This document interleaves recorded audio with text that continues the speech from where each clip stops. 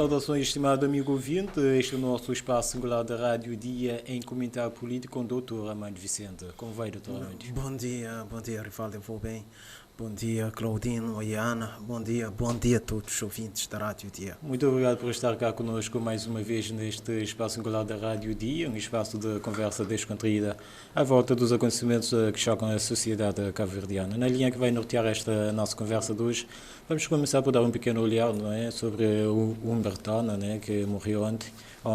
Vamos também dar um pequeno olhar sobre a Asa Iliba, o ex-diretor que foi acusado de assédio, tanto moral como sexual, não é? Temos também a questão de Francisco Olavo Correia, melhor dizendo, não é? Que o direito de respostas eu diria aos quadros do Tribunal de Contas que manifestaram-se contra a sua participação nas comemorações do Dia do Tribunal de Contas. Vamos também dar um pequeno olhar sobre um artigo, não é? Silêncio negociado entre a liberdade de expressão e o poder, não é? Dando ênfase à questão do afastamento do José, não é? Do cargo de comentador da televisão pública. Temos também a questão sobre a opinião de Germano Almeida, intitulado Enquanto Dormimos, que refere também a esta questão do afastamento do painel da televisão de Cabo Verde. Empresas nacionais ainda pouco sensíveis à amamentação exclusiva, vamos pegar também neste ponto para comentarmos um pouco, bem como a questão de um olhar sobre Nancy Moreira, que sagrou-se campeã da África em boxe e que é uma guerreira crioula por ser tanto mãe, dona de casa e também uma atleta. São temas pertinentes para hoje. São temas muito importantes que ao longo desse período vamos debater, vamos analisar. Entrando nos pontos que temos sobre a mesa, morreu o músico e diplomata Humbertona. Alguma palavra? Sim, na verdade ontem perdemos Humbertona, uma referência do violão cabo-verdiano, também uma segunda nota da Presidência da República. Humbertona é uma figura multifacetada, pessoa de fino trato, combatente da liberdade da pátria, que muito cedo e enquanto membro do coletivo de estudantes universitários na Bélgica, aderiu às causas da liberdade e da independência de Cabo Verde, tendo desempenhado um papel de destaque na mobilização de outros compatriotas, diplomata e músico exímio, em cuja memória me inclino com respeito, dizia, são as palavras da Presidência da República, e todos nós todos os cabo-verdianos devemos inclinar perante a memória de Humbertona, um homem, como já se disse, de fino trato, um homem que lutou pela liberdade, pela independência de Cabo Verde. Portanto, Cabo Verde perde uma grande figura e nós deixamos as nossas condolências à família enlutada de Humbertona. Entretanto, a Asa Iliba, o ex-diretor, não é, do aeroporto da Praia, que foi acusado de assédio moral e sexual, qual é o seu olhar sobre isso? Sim, segundo o jornal A Nação, a Asa Iliba, o ex-diretor do aeroporto da Praia, Dr. Marcelo Silva, supostamente acusado de assédio sexual e moral, e essa questão deixa as vítimas indignadas com o arquivamento do processo, segundo o jornal A Nação. Mas a certa parte dessa matéria diz que, considerando que, conforme a conclusão do instrutor do processo de averiguações vertida no relatório final, não foram identificados indícios de conduta inadequada por parte do Dr. Marcelo Silva. Portanto, o processo de inquérito foi arquivado, mas as vítimas, aqueles que supostamente as vítimas, não ficaram contentes com esse arquivamento do processo e acham que, na verdade, quem dirigiu, quem instruiu o processo de inquérito, que essa instrução não foi isenta, não foi objetiva e que essa instrução do processo disciplinar está inquinada a favor do Dr. Marcelo Silva. É o que se diz. Nós sabemos que em Cabo Verde a questão do assédio moral, assédio sexual, é crime que ainda no nosso cenário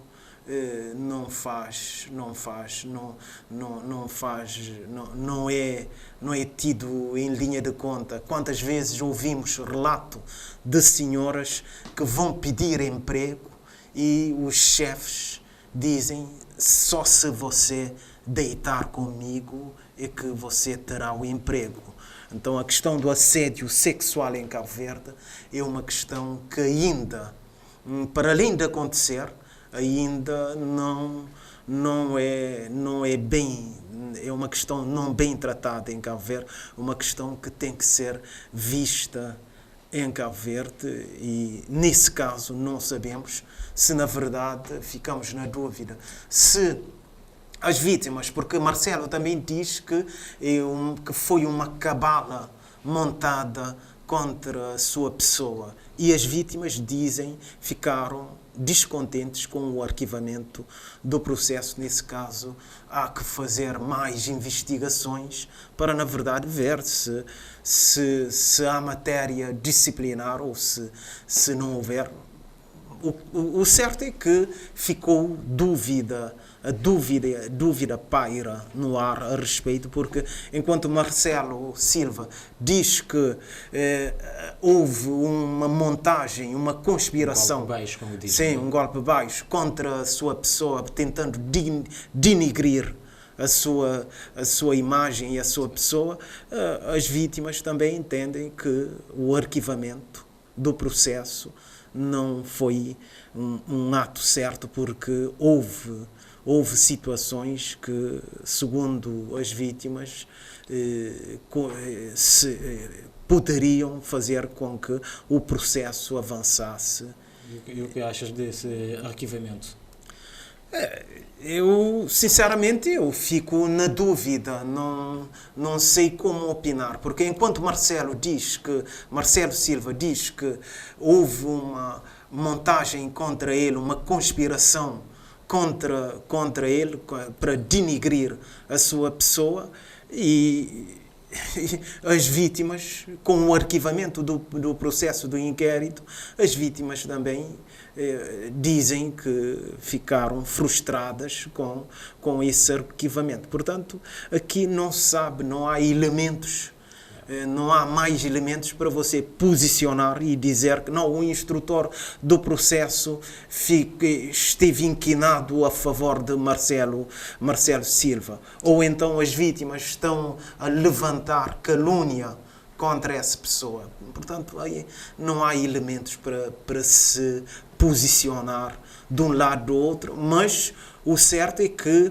a questão do crime do assédio sexual em Cabo Verde é um crime que ainda não é muito considerado, porque quantas vezes as pessoas são assediadas sexualmente no emprego ou para entrar no emprego. Nós ouvimos sempre relato das senhoras que dizem que foram procurar emprego e um tal fulano disse que só se a senhora deitar com ele e a senhora conseguirá emprego. Então, portanto, estamos diante de acontecimento sistemático de assédio moral, assédio sexual, e que, infelizmente, em Cabo Verde ainda não ouvimos dizer que a justiça agiu contra um fulano de tal por causa do assédio sexual. Portanto, passando para o próximo ponto desta nossa conversa, não é? Sobre a questão do Tribunal de Contas, em que os quadros desta instituição manifestaram-se contra a participação de Olavo Correia nas comemorações do Dia Mundial do Tribunal de Contas. Em direito de resposta, veio o Tribunal de Contas a manifestar o que pensas sobre isso? Sim, eu li a matéria, a carta escrita não sei se pelo presidente do Tribunal de Contas ou se feito por algum representante. O que é certo é o direito de resposta do Tribunal de Contas, e o Tribunal de Contas responde. Primeiro, a questão da auditora em regime de teletrabalho sem junta médica. E o Tribunal de Contas diz que a lei permite que o dirigente autorize a prestação de serviço em regime de teletrabalho e que para o efeito a lei não exige que haja a decisão da junta médica. Aqui o Tribunal de Contas foi certeiro, a resposta do Tribunal de Contas é uma resposta certeira e objetiva, e não há como esquivar. Depois, na questão dos concursos forjados e júri sem qualificação para favorecer militantes, a pergunta que o Tribunal de Contas, o representante do Tribunal de Contas pergunta-se que militantes e de que partidos foram beneficiados, e o Tribunal de Contas deixa o repto dizendo que aguarda a resposta. Ainda dentro dessa questão, o Tribunal de Contas diz que a atual diretora técnica é licenciada em gestão, pós-graduada em finanças empresariais e é quadro especial do Tribunal de Contas há 12 anos e 10 meses, com largas experiências no Tribunal de Contas. Ainda, eu não vou estender muito, mas só para uma resposta dada a uma questão, a uma polémica dentro do Tribunal de Contas. O Tribunal de Contas, quando responde quanto à diretora de gabinete que entrou no Tribunal de Contas milagrosamente, o Tribunal de Contas, essa questão da diretora do gabinete que entrou no Tribunal de Contas milagrosamente, coisa que o Tribunal de Contas já era acusado, o Tribunal de Contas responde que a diretora do gabinete do presidente participou no concurso, não várias vezes, como se sugere, participou 2 vezes, tendo sido aprovada em ambos os concursos. Para finalizar, a questão da gestão danosa que os trabalhadores, os empregados, não sei se é auditores e demais, mas já dentro do Tribunal de Contas já há 2 grupos, claramente.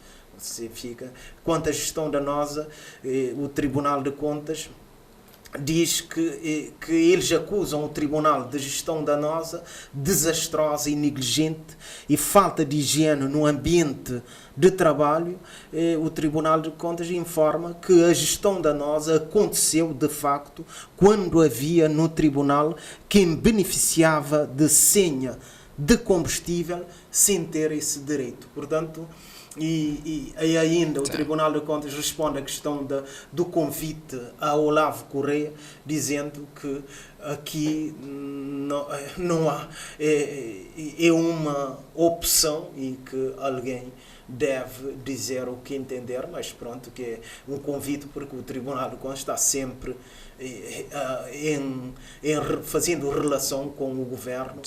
Portanto, o Tribunal de Contas, até certo ponto, limpa, entre aspas, deu respostas e espera que, na verdade, haja uma contra-alegação nessa questão, mas o certo... O que achas desse posicionamento do Tribunal de Contas, nessa explicação que veio? Eu acho que é uma explicação cabal, que até certo ponto dá e confronta o outro lado com porque dentro do Tribunal de Contas vê-se claramente que há dois grupos e que estão numa guerrilha, numa guerra fria e intensa dentro do Tribunal de Contas, e depois o próprio presidente do Tribunal de Contas esclarece que os auditores não têm relatórios, que apresentam propostas de relatórios que depois são revistas e validadas por juízes, e que o líder do parlamento, da bancada parlamentar do PAICV alegou, que nós vimos aqui a questão da transparência, da prestação de contas, a questão da alteração do relatório dos auditores por parte dos juízes. O João da Cruz, presidente do Tribunal de Contas, diz que o Tribunal de Contas de Cabo Verde, a semelhança dos outros tribunais da mesma matriz, tem apenas o relatório dos juízes e que não existem relatórios dos auditores. Aí, na verdade, há uma controvérsia, porque também os auditores que estão no terreno fazem o seu trabalho de pesquisa, entregar o relatório preliminar a um juiz que depois altera a essência do relatório. Aqui também há uma certa controvérsia. Você vê claramente que há dois grupos dentro do Tribunal de Contas, não há uma união no sentido do grupo todo, da casa toda estar unida, juntar as forças, não é? Juntar as forças, e há uma luta renhida, há uma guerra fria nota-se que há uma guerra fria dentro do Tribunal de Contas, e a questão da missão do Tribunal de Contas enquanto órgão fiscalizador das contas do Estado, até certo ponto pode ficar comprometido. Então, passando para o próximo ponto desta nossa conversa, o silêncio negociado entre a liberdade de expressão e o poder. Para si, o que isto significa? Isso é uma matéria que o jornal A Nação vem desenvolvendo, e que está relacionado com o afastamento de António Espírito Santo enquanto comentador de um painel, e que depois o Felisberto Vieira até certo ponto teve uma atitude corajosa e uma atitude elogiável, que Felisberto Vieira também autodespediu-se, e que já vimos aqui que ele disse que não encarava o país como se a cidadania fosse carta fora do baralho. E se formos à Lei da Comunicação Social, no artigo 4º, que fala sobre a isenção, a objetividade, a verdade da informação, e esse artigo 4º diz que as empresas e os órgãos de comunicação social exercerão as suas atividades em função das responsabilidades que lhes são próprias, garantindo a informação ampla e isenta. Informação ampla e isenta é a totalidade da informação. Isenção também significa não estar vinculado de nenhum lado ao grupo político partidário. E depois esse mesmo artigo ainda diz a objetividade e verdade da informação, o pluralismo e a não discriminação, respeitando a honra, a consideração, a intimidade e a privacidade das pessoas. Esse artigo é tudo o contrário que a TCV faz. Não sei se você se lembra que a TCV, até o Presidente da República, num comunicado, a TCV censurou o próprio Presidente da República, dizendo que argumentos que eles fizeram, o que é certo, nós sabemos, não muito distante, que o Presidente da República foi censurado pela TCV, e houve uma polêmica entre Foi uma questão da cobertura de um evento que o Presidente da República estava a participar. Sim. E que a TCV não apareceu e ficou em jeito de censura. Então, a TCV, o que devo dizer é que aliás, nessa matéria diz, como a direção da TCV nomeada por um governo, com base na confiança política, há toda uma estrutura criada e toda uma cultura de redação ajustada ao poder e, por mais que o sentido crítico que se tiver, acaba-se por sucumbir à cultura e à forma de um grupo e à forma que um grupo partilha a sua visão do mundo. Você vê claramente que a direção da TCV é uma direção focada vinculada ao poder e que a sociedade, a oposição na TCV tem pouca margem de cobertura. A direção da TCV está mais voltada a focalizar nos aspectos do poder do governo. Acreditas que os mídias públicos aqui no país estão nesta situação entre a liberdade de expressão e o poder? Sim, claramente. Os mídias em Cabo Verde, a rádio, televisão, a TCV, a Rádio Nacional de Cabo Verde, estão mais vinculados ao poder e à liberdade de expressão.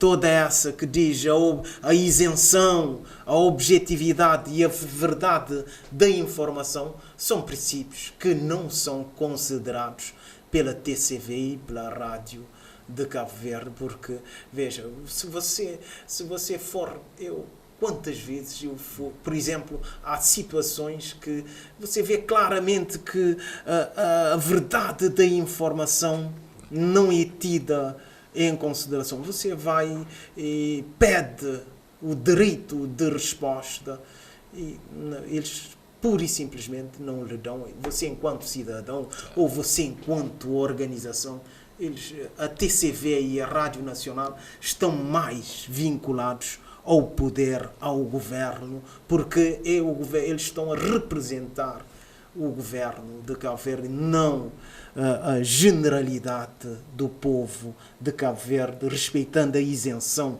a objetividade e a verdade da informação. Esses princípios não são considerados pela TCV.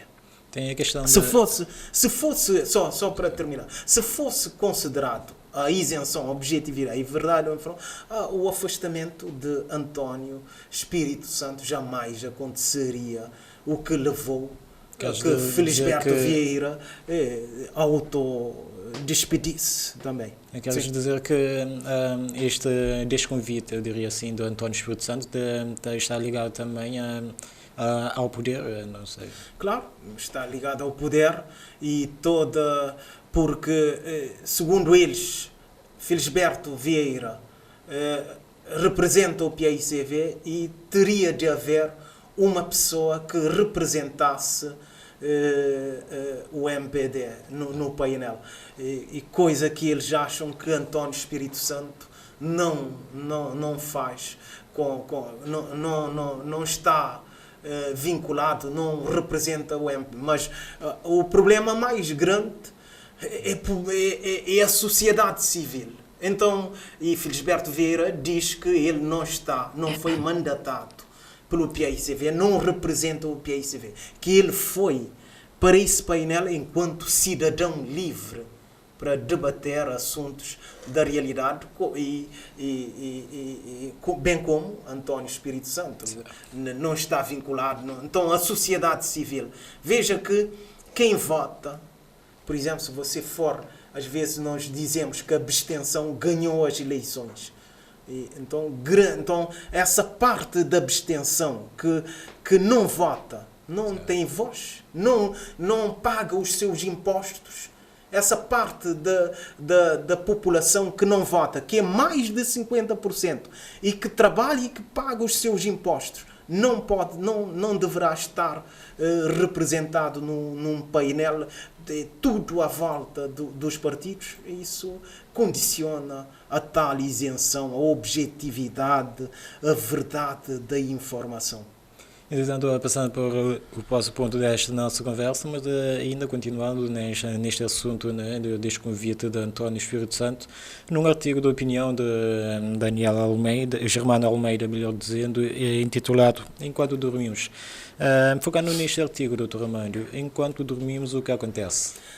Não, o que Germano Almeida chama atenção é que no estado de Cabo Verde, ele diz, no fundo é o que ele diz. Ele diz que no estado de enquanto dormimos, que no estado de Cabo Verde está instalado um sistema político que visa destruir tudo o que se assemelhe à oposição pela via de um instituto próximo do banimento que existia na África do Sul no tempo do Apartheid.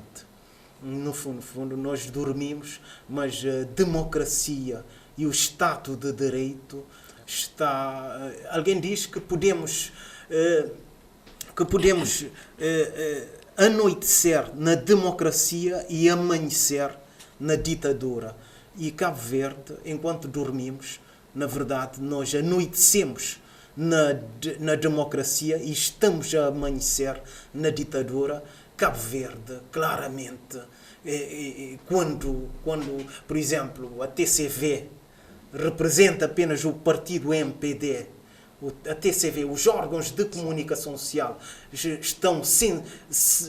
fazem a censura, fazem a manipulação da informação, no fundo, nós estamos a anoitecer na democracia e a acordar na ditadura. E ele, nesse artigo, Germano Almeida chama a atenção, diz que José Maria Neves, presidente da República, ficou chocado e inconformado com o caso da TCV, afastamento arbitrário de António Espírito Santo enquanto comentador da TCV, e que José Maria Neves isso é importante, que José Maria Neves, quando fica chocado e faz alerta que o quem de direito, veja só, José Maria Neves é quem de direito, está à espera de quem de direito, que esse tal quem de direito venha explicar porque que António Espírito Santo foi afastado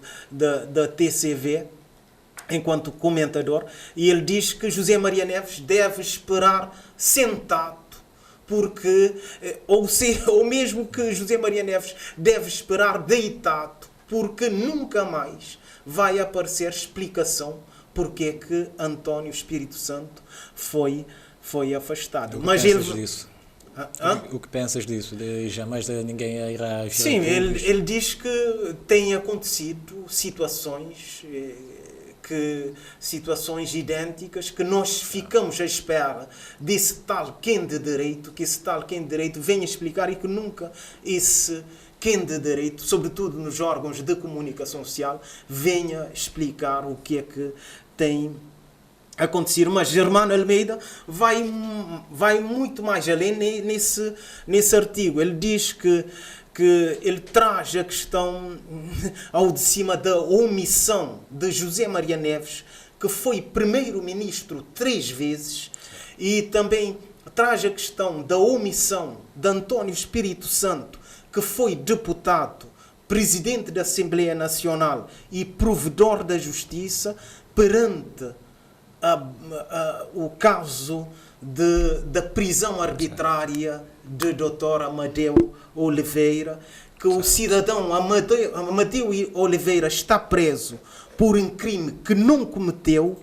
atentado contra o Estado de Direito, e que António Espírito Santo e José Maria Neves ficaram calados. Eu vou repetir, que perante o caso da prisão de Amadeu Oliveira e prisão arbitrária de Amadeu Oliveira, que foi acusado de atentado contra o Estado de Direito, que não existiu, não há atentado contra o Estado de Direito, e que António Espírito Santo que foi deputado, provedor, presidente da Assembleia Nacional, e bem como José Maria Neves, que foi primeiro-ministro 3 vezes e que hoje é presidente da República, que essas duas personalidades ficaram caladas perante tamanha injustiça e violação da Constituição por parte do Tribunal Constitucional, por parte da Assembleia Nacional e do próprio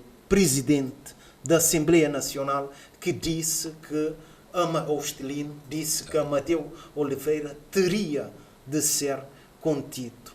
É por isso que, concluindo, nós ontem dormimos na democracia, estamos a amanhecer na ditadura. É isso que esse artigo, todo cidadão, a democracia é muito sensível. A democracia significa comportamento, e o comportamento deste governo é um comportamento da ditadura, não um comportamento de um Estado de direito democrático. É isso que Germano Almeida chama a atenção no seu artigo. E Cabo Verde não pode ser considerado um Estado de Direito com Amadeu Oliveira preso, com comentadores da televisão que, no fundo, são expulsos porque não defendem o credo partidário do MPD. Cabo Verde, claramente, que não é um Estado de Direito. Nós dormimos ontem na democracia, estamos a acordar num Estado ditatorial e arbitrário. Dr. Armândio, assim se mata a democracia. Este é o título de um artigo do ponto de vista, não é? Para si, o que isto significa? Esse é um artigo também escrito no Santiago Magazine, certo, por José António Reis, que também vem na sequência dessa questão da expulsão, do afastamento de António Espírito Santo enquanto comentador da TCV.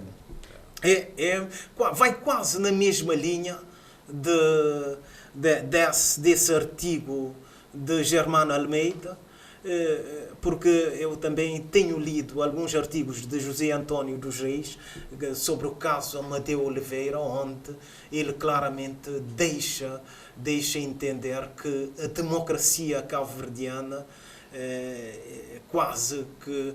Ele diz que há um hiato entre o que a Constituição da República, as leis de Cabo Verde, que são leis de tendência democráticas, mas que há um hiato entre o aspecto formal e o aspecto material, o comportamento dos agentes do Estado de Cabo Verde, que é um comportamento de um Estado ditatorial e não democrático. E é na mesma linha de matar a democracia. Este governo mata a democracia em todos os sentidos. A passar para o próximo ponto desta nossa conversa, empresas nacionais ainda pouco sensíveis à amamentação exclusiva, qual o seu olhar sobre isso? Sim, lembremos que ultimamente a licença de maternidade foi aumentada de 1 mês, 30 dias, para 90 dias, e isso não podemos só criticar o governo, certo, também. E nesse aspecto, o governo Fernando Elísio e os demais estiveram certos, aumentando a licença de maternidade de 1 mês para 3 meses. Mas não é suficiente, porque uma criança, os 6 primeiros meses de vida de uma criança, a criança depende grandemente da sua mãe. E em Cabo Verde, infelizmente, as empresas, 3 meses, a mãe passa 3 meses com a criança em casa, mas os 3 meses restantes para fazer os 6 meses, as empresas não estão muito os sensíveis. maiores desafios dos pais, não é? Sim, é um grande desafio porque a criança fica em casa, a mãe tem que deixar o leite para a criança e não há horário as empresas não dão licença às mães para irem amamentar as crianças, portanto é um desafio que está sobre a mesa de sensibilizar as empresas. Porque, segundo essa matéria, nos outros países há até lugares berço e lugares especiais para a mãe ter enquanto trabalha, ter na própria empresa o seu filho, tomando conta da criança ao mesmo tempo que trabalha. E em Cabo Verde, infelizmente, ainda estamos longe de chegar a esse objetivo. Muito bem, já estamos em cima do nosso tempo, mas vamos para o último ponto desta nossa conversa e que ainda continua nos bebês, não é? A pugilista cabo-verdiana Nancy Moreira, que sagrou-se campeã da África há poucos dias, não é? É mãe, é empresária, apesar de ser atleta. Qual o seu olhar sobre isso? Sim, parabenizar essa senhora, uma guerreira, como diz a matéria, levou o nome de Cabo Verde bem alto, ganhou o campeonato de boxe na sua categoria, e parabenizar ainda mais uma senhora mãe, empresária. Isso, ela no fundo serve de exemplo às mulheres de Cabo Verde, no sentido de serem uma combatente, uma batalhadora. Parabenizá-la e esperar que tenha mais sucesso nos próximos eventos, mas também alertar o governo de Cabo Verde que o desporto é uma atividade que poderia alavancar o nome de Cabo Verde. Não é só com festas.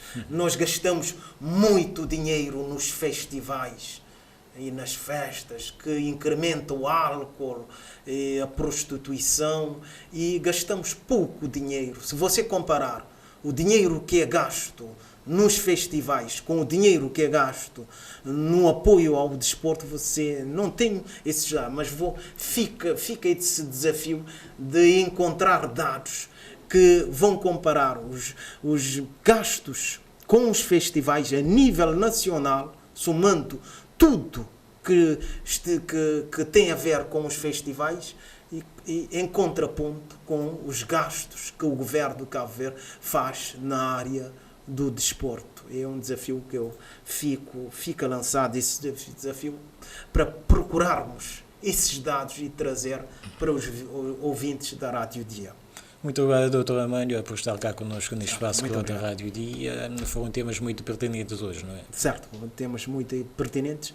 Eu só tenho a agradecer ao Rivaldo, Claudino e Ana, agradecer sobretudo os ouvintes da Rádio Dia. Muito obrigado. Muito obrigado, caro amigo ouvinte, por estar cá conosco neste espaço regular da Rádio Dia em Comentário Político com o Dr. Armândio Vicente. Estaremos cá novamente na segunda-feira para debruçarmos sobre outras temáticas que chocam a sociedade cabo-verdiana. Até lá, fique bem.